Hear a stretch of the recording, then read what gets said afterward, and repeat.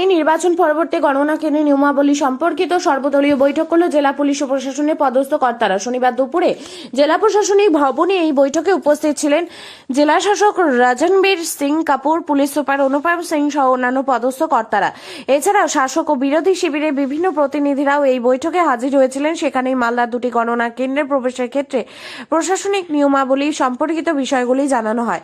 বৈঠকের মধ্যে জায়ান্ট স্ক্রিনে ড্রোনে তোলা ছবি দেখিয়ে গণনা কেন্দ্রে প্রবেশ ও বাইরের পরিস্থিতি সম্পর্কে বিশদে আলোচনা করা হয়। প্রশাসন সূত্রে জানা গিয়েছে, মালদা কলেজ এবং পলিটেকনিকে দুটি গণনা কেন্দ্র করা হয়েছে। মালদা কলেজে গণনা হবে 5টি বিধানসভা কেন্দ্রে এবং পলিটেকনিকে গণনা হবে 7টি বিধানসভা কেন্দ্রে। সকাল 7টার মধ্যে গণনা কেন্দ্রে নির্দিষ্ট প্রবেশ পথ দিয়ে বিভিন্ন রাজনৈতিক দলের প্রতিনিধিদের ঢুকতে হবে এবং সেখানেই নির্বাচন কমিশনের থেকে দেওয়া প্রয়োজনীয় পরিচয়পত্র এবং সমস্ত নথি দেখাতে হবে। দুটি জায়গাতেই গণনা কেন্দ্রের আশেপাশে প্রশাসনের পক্ষ থেকে গাড়ি পার্কিং এর ব্যবস্থা করা হয়েছে। এছাড়াও গণনা কেন্দ্রের নির্দিষ্ট জায়গায় থাকবে শৌচালয়ের ব্যবস্থা। মালদা জেলা শাসক এবং পুলিশ সুপার জানিয়েছে, ফলাফল যাই হোক না কেন গণনা পরবর্তী সমস্ত বিষয়ের উপর কড়া নজর থাকবে পুলিশ প্রশাসন। আমি বলে দেবো, হ্যাঁ এখন যেতে হবে। Okay sir. আজকে আমরা সব পলিটিক্যাল পার্টি মিটিং করেছি, এসপি সাহেবও ছিলেন ওখানে। আমরা সবাইকে জানিয়েছিলাম যে কাউন্টিং সেন্টার কিভাবে আপনারা যাবেন, কাউন্টিংয়ে দেখি সিস্টেম হবে, স্ট্রং রুম ওপেন হবে। সবাইকে খুব ভালো একটা ড্রোন ভিডিও দেখিয়ে আমরা রিয়েল লাইফ ভিডিও দেখেছি যে কাউন্টিং সেন্টারে কাছাকাছি কোন রাস্তা ওরা নিতে পারবে, সো দ্যাট ওখানে জাম না হয় কাউন্টিংয়ের আগে ওপরে। এখন আমরা সব ভেন্যুতে গিয়ে ক্যান্ডিডেট সঙ্গে একবার স্ট্রং রুম ঘুরছি, সো দ্যাট সবার একটা কনফিডেন্স থাকবে, অ্যাডমিনিস্ট্রেশনের উপরে একটা ট্রাস্ট থাকবে। স্যার রুমটা কি স্যাটিসফাইড স্যার? স্যার প্রথম দিকে বলেন স্যার, কাউন্টিং নিয়ে আজকে কি আলোচনা হলো সর্বদলীয় বৈঠকে? আজকে আমরা ডিএম অফিস পক্ষ থেকে সকল পার্টি রিপ্রেজেন্টেটিভকে ডেকেছিলাম। কাউন্টিংয়ে আমাদের কি অ্যারেঞ্জমেন্ট আছে ওটা ওনাদেরকে বুঝালাম, আমাদের পার্কিং ব্যবস্থা কি আছে ওটা ওনাদেরকে বুঝালাম, ওনাদের ক্যাম্প কোন দিকে হবে, গাড়ি ওনারা সাপোর্টারদের কোন দিকে থাকবে, এটা সব আমরা আলোচনা করে ডিসকাস করলাম। আর ওনাদেরকে আমি এটাই রিকোয়েস্ট করলাম কি রেজাল্ট যাই হোক কিন্তু আমাদের মালদায় শান্তি বজায় রাখবেন ওনারা, আমাদের প্রশাসনকে হেল্প করবেন, সাপোর্টারদেরকে গাইড করবেন। এই নানা রকম আলোচনা হলো আর এটা খুব ভালোভাবেই মিটিং হয়েছে। স্যার ভিকেস পার্কিং কোন কোন এরিয়া ঠিক করা হয়েছে?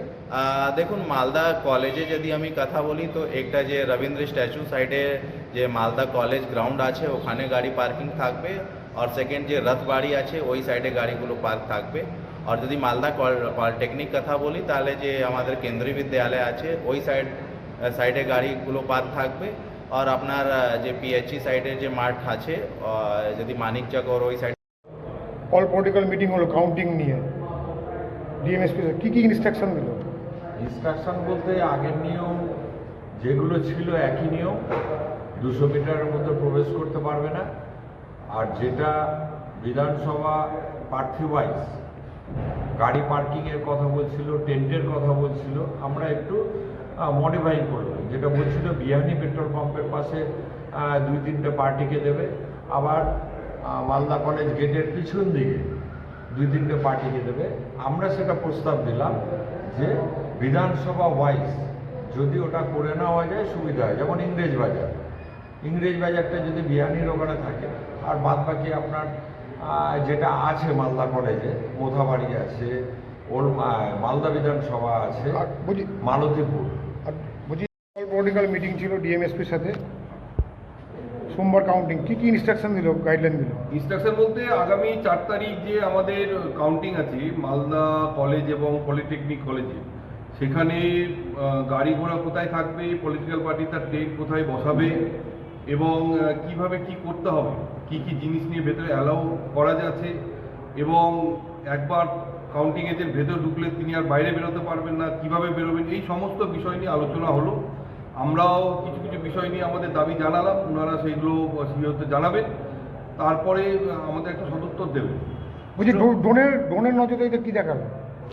ড্রোনের নজরদারিতে যে ক্যাম্প অফিসগুলো কোথায় হবে সেটা এসপি সাহেব একটা ড্রোনের মাধ্যমে একটা প্রেজেন্টেশন তৈরি করেছিলেন যে কোথায় কোথায় করা যায়, সেই বিষয়টা ড্রোনের মাধ্যমে দেখালেন কোথায় ক্যাম্প অফিস করা যায়।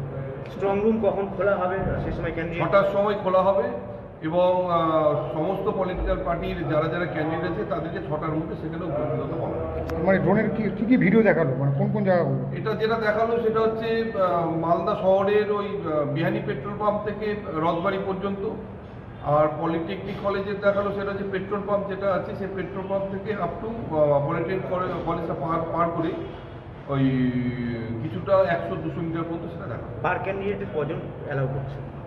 পার ক্যান্ডিডেট যেরকম বলা হয়েছে 6টা টেবিল হবে এবং পোস্টাল ব্যালটে যিনি থাকবেন আর ইলেকশন এজেন্ট আর ক্যান্ডিডেট আর ইয়ারও যিনি থাকবেন তাদেরকে অ্যালাউ আছে। বাড়তি কোনো সুযোগ বা সুবিধা বা ডেলিভার সেরকমভাবে কোনো সুযোগ সুবিধা নেই।